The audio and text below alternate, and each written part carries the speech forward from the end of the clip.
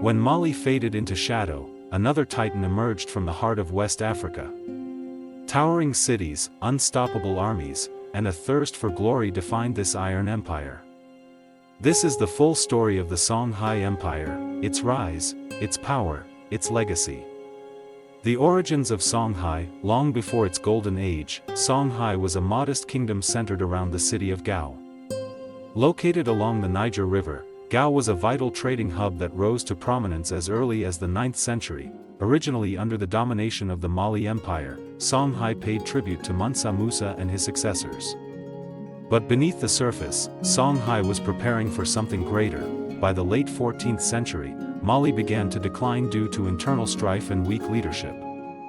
Its vast empire was too large to manage, and rebellious provinces began asserting independence. This was Songhai's moment. In 1464, a fierce warrior named Sunni Ali seized the throne of Songhai. His vision was clear: independence, expansion, and total control of the Niger River trade. Over the next 28 years, he would transform Songhai into an empire. Sunni Ali's military campaigns were relentless. He conquered Timbuktu in 1468 and Jen in 1475, ending the dominance of Tuareg and Malian forces. He used boats to dominate river warfare and cavalry to conquer cities. He was a ruthless ruler. Sunni Ali was both feared and respected. Though he was Muslim, he maintained traditional African spiritual practices, which caused tension with Islamic scholars. Despite this, his reign brought unity and fearsome power, from kingdom to empire. By the time of Sunni Ali's death in 1492, Songhai had become the largest empire in West African history, dwarfing Mali in land, influence, and military might. After Sunni Ali's death, his son took over, but many questioned his rule due to his lack of Islamic faith. One of Sunni Ali's generals, Muhammad Tur, saw an opportunity. In 1493, he staged a coup and became ruler, taking the title Askia Muhammad. Askia Muhammad was a devout Muslim and used Islam to legitimize his rule. He enforced Sharia law, encouraged the building of mosques, and connected Songhai to the wider Islamic world. His pilgrimage to Mecca, much like Mansa Musa's, further established Songhai's presence on the world stage. Askia Muhammad elevated Timbuktu into a global center of learning.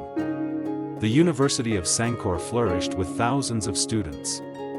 Libraries held over 700,000 manuscripts, covering science, philosophy, medicine, and law. He divided the empire into provinces with governors, established a strong bureaucracy, and created a tax system that fueled growth. His administration was more efficient and centralized than any West African empire before. Under Askia, Songhai dominated Trans-Saharan trade. Gold, salt, cola nuts, ivory, and slaves moved through the empire, enriching its cities. Gao and Timbuktu became legendary centers of wealth and intellect. Askia commanded a standing army of over 200,000 soldiers and 40,000 cavalry.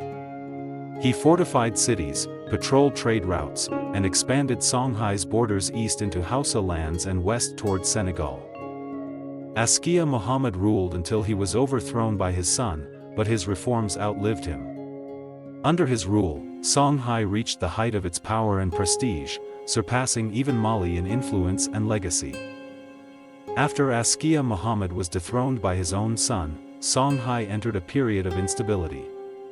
Rival claimants, civil wars, and power struggles weakened the once mighty empire from within. To the north, Sultan Ahmad al-Mansur of Morocco eyed the riches of Songhai.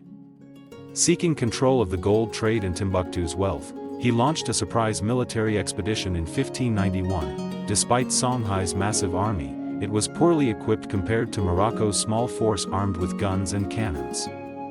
At the Battle of Tondibi, Songhai warriors were overwhelmed by firearms for the first time in West Africa. Following the defeat, Moroccan forces captured Gao, Timbuktu, and Jen. Songhai's political center collapsed. Though resistance continued in some regions, the empire as a whole fell apart. With no central leadership and foreign occupation, Songhai fractured into smaller kingdoms and fell prey to local warlords and banditry. Trade routes shifted, and the region entered a period of decline. Though the empire collapsed, its influence lived on. Songhai proved that African empires could rival any in the world in terms of military strength, administrative complexity, and intellectual life. Its legacy is still felt today, in the manuscripts of Timbuktu, the oral histories of griots, and the pride of West African nations that trace their roots to this great empire. From humble beginnings on the banks of the Niger to an empire that outshined Mali and defied the desert sands, Songhai's rise and fall is a story of ambition, power, knowledge, and the enduring strength of African civilization.